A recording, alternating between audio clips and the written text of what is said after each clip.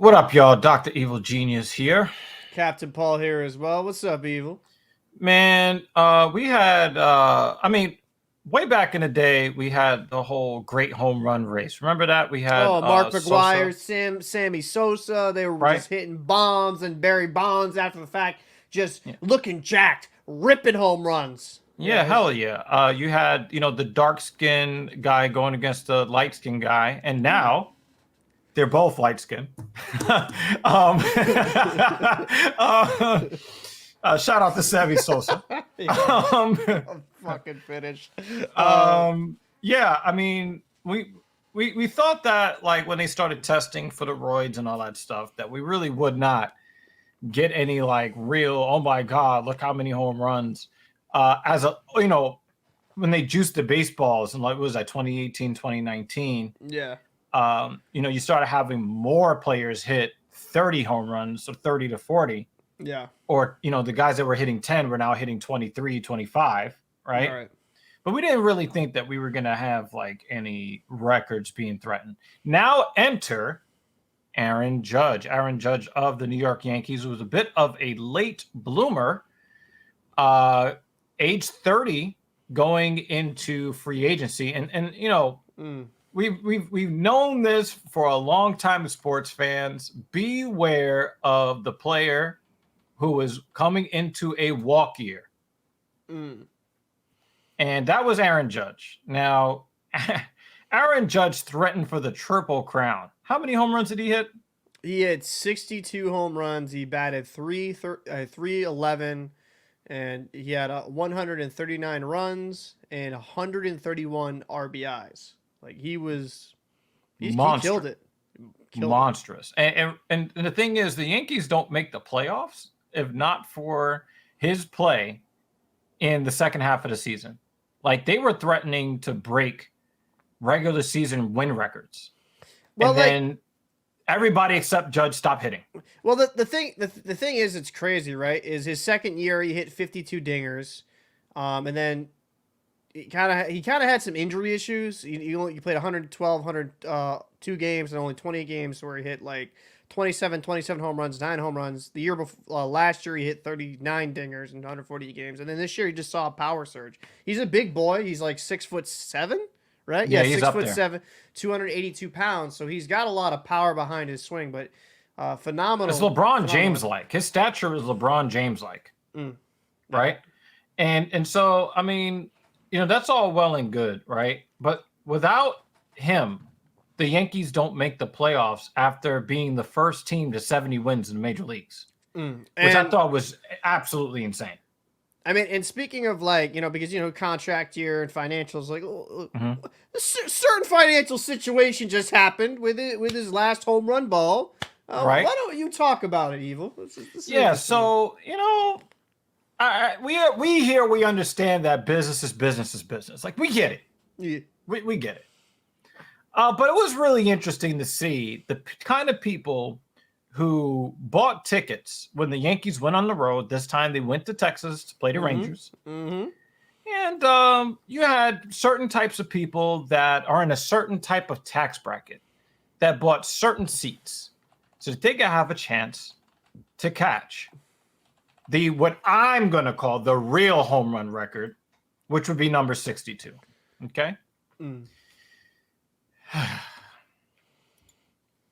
This guy was offered $3 million. He was offered $3 million, y'all. Why wouldn't you take it? And he thought, well, I'm going to go to auction with it. And how much did that ball go for at auction? A nice old 1.5 million. So basic math here, 3 million. He got it for 1.5. He lost a potential $1.5 million being greedy. Let's just say this. This dumb motherfucker was so greedy. Instead of taking $3 million for a ball that you just caught, luckily, you just caught that ball, right? No skill involved. You didn't hit the home run. You try to sell it for this. Just take the $3 million offer. You would have made out like a fat cat. You would have been set. But instead, like most human beings tend to be, he got a little greedy. Oh, I can go to auction. And I don't know what he did in auction. I don't know if he set a reserve, because if you set a reserve, if it doesn't sell for a certain price, you won't sell it. But also, another thing that's not into it, it sold for 1.5 million, right? The auction usually takes around 30%. So it's even less than that.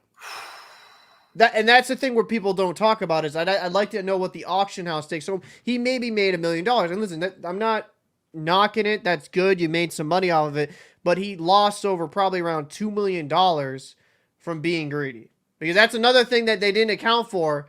What is the auction fees? They usually take about 20 to 30%. What kind of lawyer allows this to happen to you? One that's a fucking idiot and doesn't know how the market works. And when it comes to baseball memorabilia, I hate to say it, it's a historic moment for Judge, right? That's a lot of home runs in a season. But in the grand scheme, right, is that like, is this like an all-time event? Not really. Exactly. Right? Like, you're not breaking event. Like, people want to, you say it's the 60, was it 63, right? Or he tied the all-time record with 60. Well, no, the real record was 61. Roger 60, Maris. Oh, Roger Maris. And he hit 62. Right, but like my thing is, so he beat Roger Maris, but my real thing is that it's technically not the record. Barry Bonds has it, regardless what people want to say. Yeah, he roided, whatever, but that's officially the record. And to me, it's like it's a great moment, but is it like that type of money is like the greatest baseball artifact of all time? And I don't think that's that. My opinion. Right. You know? Right. And the article was like, basically the lawyer said that, hey, we think that we can basically dig in a Yankee fan's pockets and jack this up to over 4 million. So I want to say something to you Yankee fans out there. I don't really like you very much. However, huge W on your part. Thank you for not feeding into this selfish garbage, because the guy that got the ball is already a multimillionaire. You know what I mean? Like, what kind of a fucking... What a greedy motherfucker. Sir, I'm happy this happened to you. Yeah, me too. It could not have happened to a better guy in this situation. And thank you for giving us an opportunity to roast your ass right here on TSP. Or, I guess, if Paul chooses, the locker room as well. So, yeah, we thought this was some funny ass shit in the comments section. I want you to tell your best story of the concept of one in the hand is worth more than two in the bush. Definitely give us that in the comment section below. And until next time. See you in the next one.